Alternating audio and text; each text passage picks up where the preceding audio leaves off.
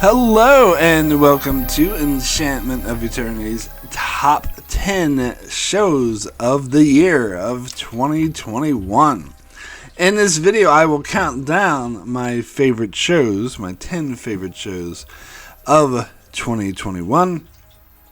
So this is a thing I've been doing. I believe this is my sixth one now. I did this on my channel every year. At the end of the year, I'll count down my favorite shows of the year, and I really look forward for this video, and I plan for it. But I know not many people watch it, but it's one of my favorites. Anyway, as always, I have the same ground rules, which I'll cover. Because it doesn't necessarily include what you would officially call 2021 shows. It would just be shows that finished their run in 2021, because in order to consider a show for this season for this countdown, I need to have seen the whole thing, and I can't have seen the whole thing if it's not done yet. And so some of the seasons that weren't finished last year, I couldn't include in last year's top 10, so we'll have to include them in this year's top 10. Some examples would be The Expanse, which season 5 started last year in 2020 but didn't finish its run into 2021. Therefore, season 5 of The Expanse will be eligible for this countdown. Season 6 of The Expanse started in 2021, but it's not done yet, so I can't include it, so that will have to be withheld for next year's top 10. Same thing with Star Trek Discovery. Season 3, even though it only had one episode, the finale aired in the first week of January 2021, but the rest of the season aired in 2020. However, I did my top 10 for 2020 before season 3 of Discovery was finished, so I could not include it in that countdown, so it will have to be included in this countdown here. Likewise, season 4 of Discovery is not done yet, so that will have to be withheld for 2022. And so on and so forth. So, and same thing with his Dark Material season 2 actually finished in 2020, but I had done my top 10 before it had finished its run, so it's actually included here in the 2021, even though it's clearly a 2020 show. As I said, I need to see the whole thing in order to include it. Anyway, so now, before I get into my top 10 favorite shows of 2021, let me start by doing my most disappointing show of 2021. This is something I tend to do every year. I start out by saying what was the season of television that was most disappointing. That's not necessarily the worst, but the one that I felt some expectations, and I expected it to be better, and it didn't live up to those expectations. And I think last year was the first year I had no show that actually fit that category, but this year I do, and that's going to be The Falcon and the Winter Soldier. Now, usually they're like, when I have most disappointing shows, like season 2 or 3 or something, so previous seasons were better. It's not really the case here, but it's part of the MCU, so there was a certain expectations, plus we were already familiar with these characters. I will admit my expectations for the show were not too high, especially based off the trailer, but I felt like the Captain America the Winter Soldier is one of my favorite MCU movies of all time, and is one of my favorite superhero movies of all time, so I was thinking there's hope that if that was great, this could be great too. And it was not. It wasn't the worst thing ever. There were some aspects of the show I did like, particularly the social commentary made on racism. I thought was quite poignant and powerful. However, most of the show, the main villains were not presented very well. Their motivations were very unclear. The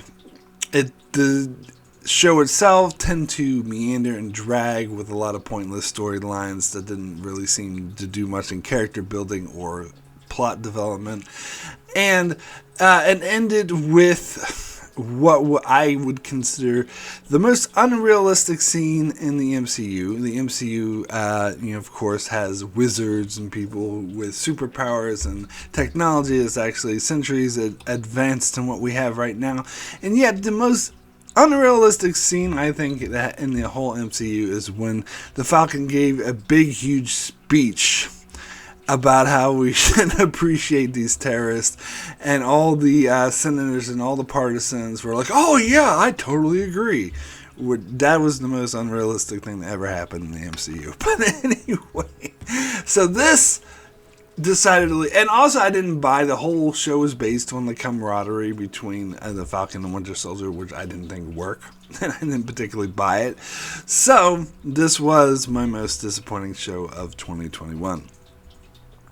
So now let me get into what I did love of 2021. I had seen 20 shows in total this year, which is actually a bit less than what I usually do this year, because it was just a busy year for me. In fact, towards the end of the year, I tried to cram in more shows so I could get that quota up a bit. Usually it's like 24, 25 shows, so it's not too much less. But anyway, this is my judging out of the 20 shows that I saw this year.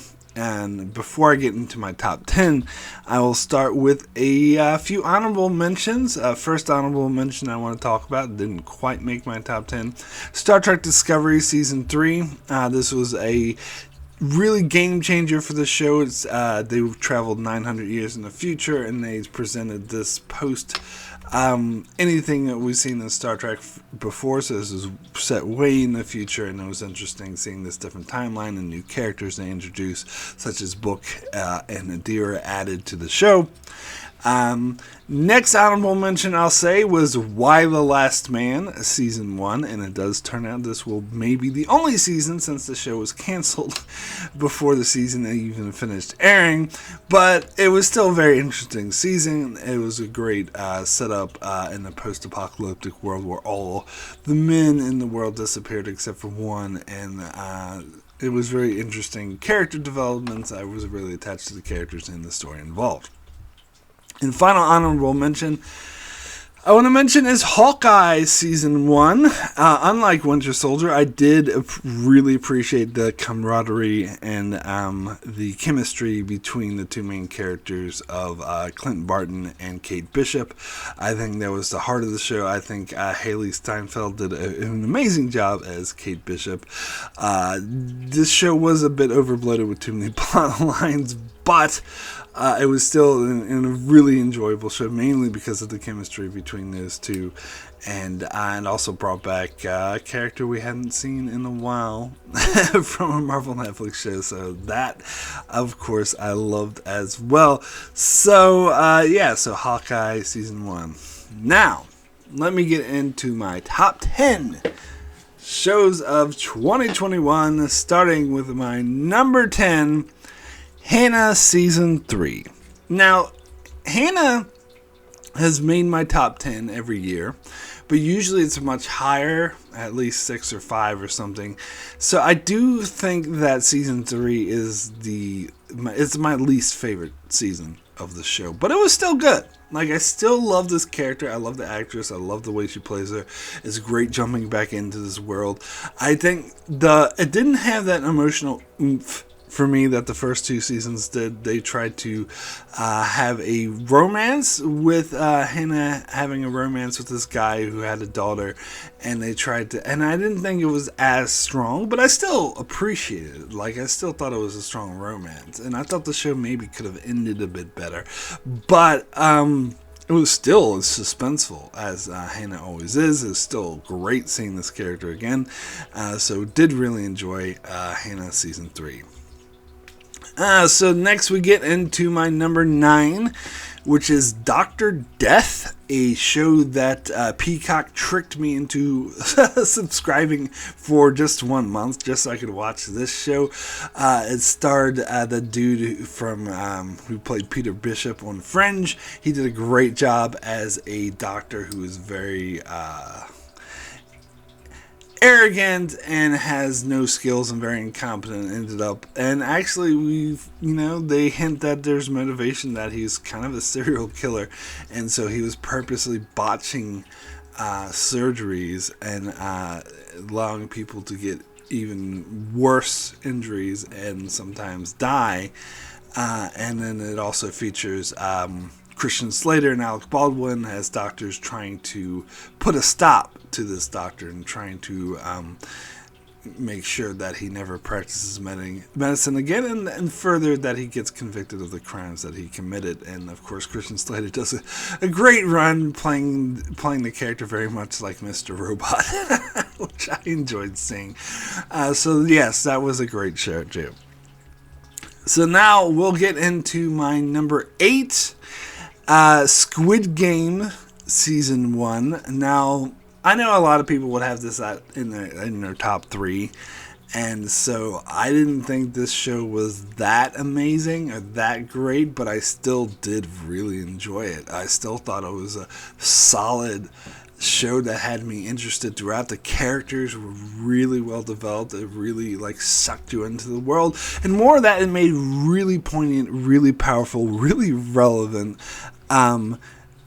social commentary on wealth inequality and stuff like that, which I thought was brilliant. And it really worked. I didn't agree with every decision the show made, particularly the twist ending, which even though it was planned out, you could see it coming and it all makes sense, I still didn't like it, and I thought the show would have been better out without it.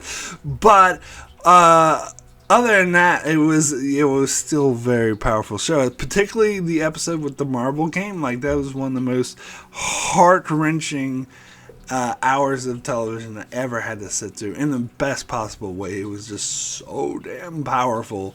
So my number 8 is a Squid Game.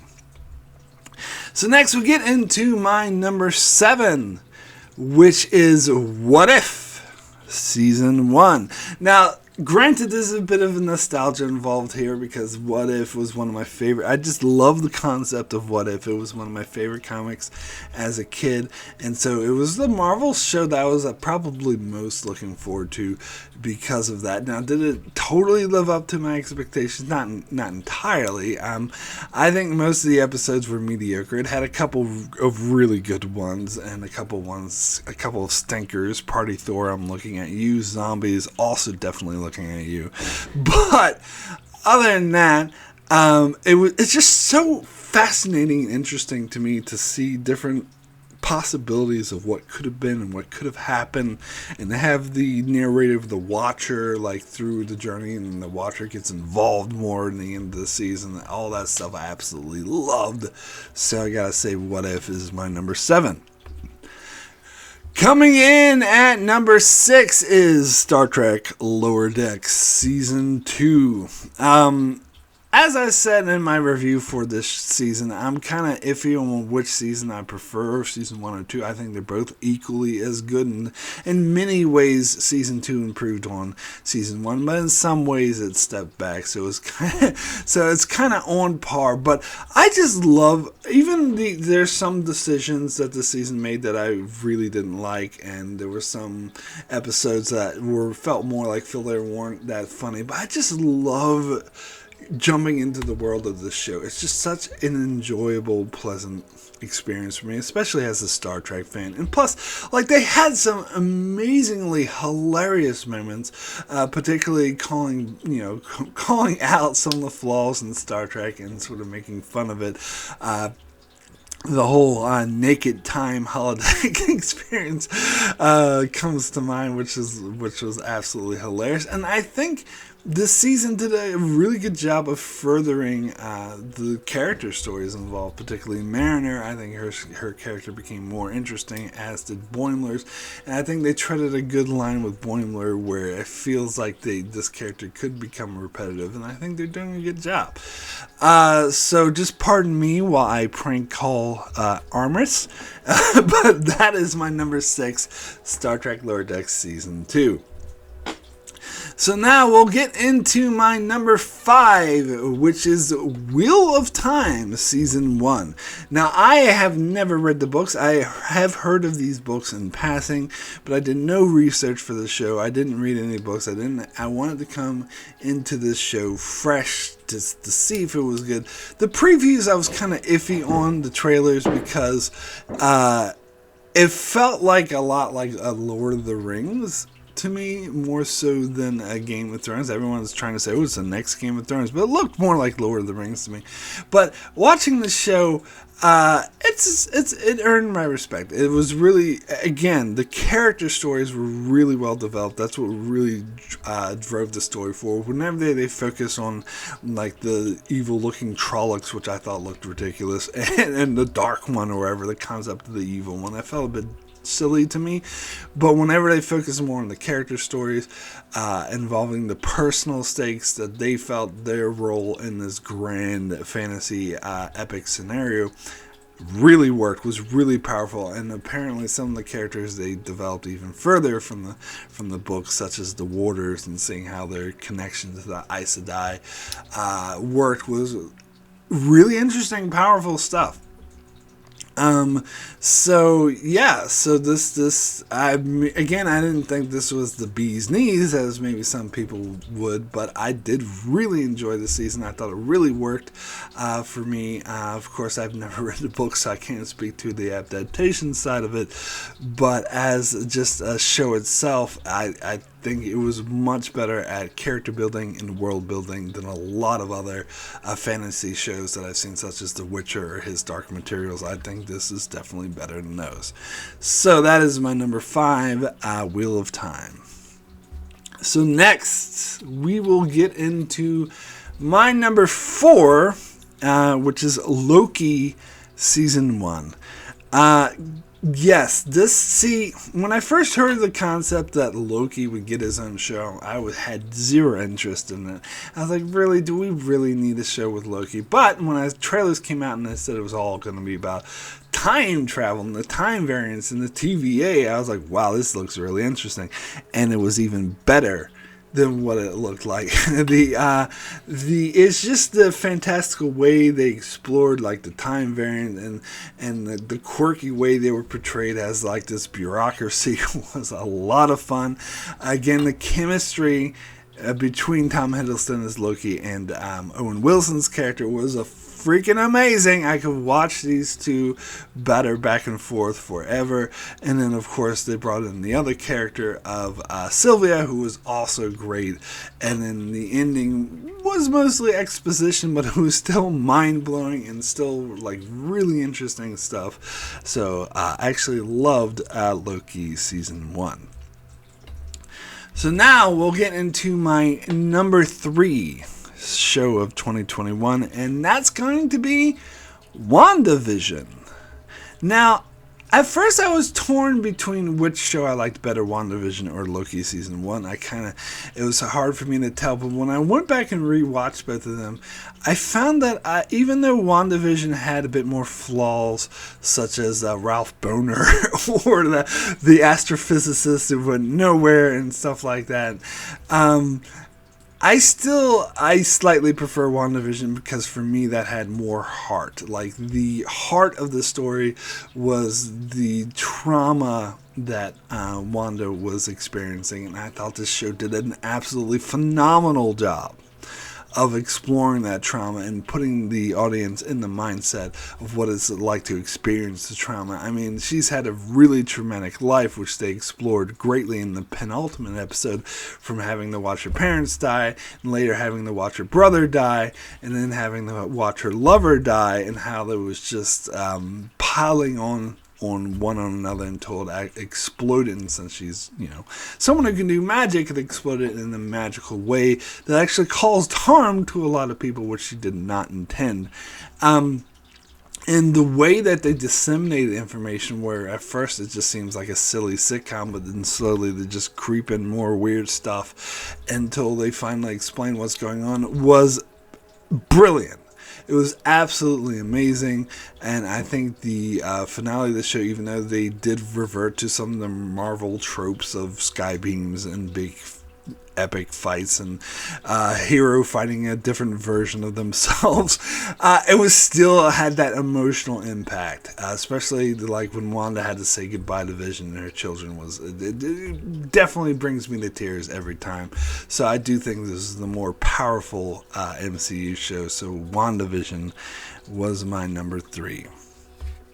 So coming in at number 2, which is the show I thought might be my number 1, and I kind of consider 2 and 1 a tie, really, but I'll just call this my number 2, which is a limited series called Dope Sick. Now, this isn't a very hyped show. It's not fantasy or sci-fi. This tells the story of it's actually based off of true events, and although it is fictionalized, but it tells the story of the opioid crisis, particularly centered around the Sacklers and their drug Oxycontin, and it follows several different storylines, including a small-time doctor, a miner who is suffering from this addiction from the drug, the lawyers who are trying to take down the Purdue Pharma, and of course we see Purdue Pharma themselves with I believe his name is William Sackler, whatever, the main Sackler guy who is played, the actor who plays him, I'm blanking on his name, but I've seen him in a lot of stuff before, did such a great job. Of course, this show features phenomenal acting all around. Michael Keaton, of course, I have to mention, was absolutely amazing. I mean, I love Michael Keaton. I'm starting to consider him my favorite actor of all time. Like, he's just so damn good, and of course, there's some debut actors who do an amazing job as well. Nonetheless, the young actress who played the miner Betsy. Amazing show, and I just love, and some people complain about the non-linear storytelling of this show, but I actually love that. I think that's one of the huge positives to me. That's probably one of the reasons why I love the show so much, because I actually think it's artistic brilliance, the way that they flip between different timelines, because they do it in such a, it reminds me of Lost, in the best possible way, where they use, time in the way to each episode tells a particular story that's focused on a particular theme, and so even though the scenes that we're getting are from different time frames, they all like are part of the one narrative, and I think that's brilliance. That is artistic brilliance. And so this show was nothing less than a masterpiece for me. As I said, you can consider it a tie for my number 1. I thought this show was absolutely brilliant. Dope sick. So now we'll get into my number 1 favorite show of 2021, which is going to have to be The Expanse Season 5. Now, I love The Expanse Season 5. I think it's one of the best seasons of The Expanse, if not the best. Apparently, there is a sizable amount of the fan base that were disappointed in it and don't like it and think it wasn't all that great. I totally and utterly disagree. I think this was one of the best adaptations of the books. In fact, I think this season was better than the book it was based on. And, you know, some people complain that it kind of stagnated towards the end and dragged on, particularly with the storyline of Naomi being trapped on the ship, which I do agree they did drag that out a little bit, but it didn't really bother me. In fact, I feel like I love the character stories with Naomi and her having to deal with finally being reunited with her son, and then having him be this brainwashed militant who doesn't really appreciate her and is going off and committing genocide. Like, to me, that was the heart of this season, and I feel like some people didn't identify or appreciate that storyline that much, but for me, that it really hit me. It was like really emotionally powerful, particularly the scenes where Naomi had to escape the ship by jumping into space without a suit. Like that shit just blew me away. And then the others, of course, the big thing that happens with Earth being devastated, like the way that was portrayed was absolutely freaking amazing. It was one of the most suspenseful, edge of your seat moments of the entire show. And just the the different battle of wits between Marco and Drummer, and I did really love the season finale, particularly with Drummer making her decision to change and protect the Rosinante. I thought was amazing. There was a certain death in that finale that really didn't need to be there. They should have recast the character. I'm sorry. I know they're firing the actor. They should have recast the character. But whatever. You gotta overlook that. I still think this was one of the best seasons of television ever made. That is The Expanse Season 5, my number 1. So that is it for my top 10 shows of 2021. You'll have to tune in next year, a year from now, 2022, to see what I think of shows like The Expanse Season 6 or Discovery Season 4 or Book of Boba Fett, which I just saw the first episode of. Those will all be for next year. But in the meantime, you can check out my channel as I cover The Expanse Season 6 as that airs, as well as all things Star Trek. Discovery's having its mid-season finale, and then Prodigy's going to return, then Discovery's going to return, and then Picard's going to return, and I'm going to cover all of that as well as many other shows. So be sure to check out my channel so you can keep up, and be sure to subscribe so you can keep up with all that. And thanks so much for watching.